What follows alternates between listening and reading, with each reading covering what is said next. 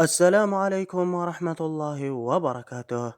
إذا سجل الدولي الجزائري محمد الأمين عمورة هدفا رائعا مع ناديه سان جيلواز ضد العملاق الإنجليزي ليفربول في الدوري الأوروبي اليوم، حيث انطلق متسرعا من نصف الميدان وراوغ الحارس وسجل هدفا جميل.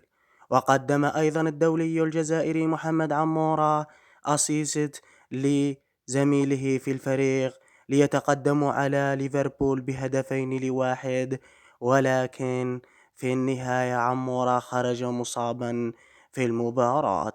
نتمنى أن تكون إصابة خفيفة. وأنتم مشاهدون، ما رأيكم في أداء محمد عمورة ضد ليفربول اليوم في الدوري الأوروبي؟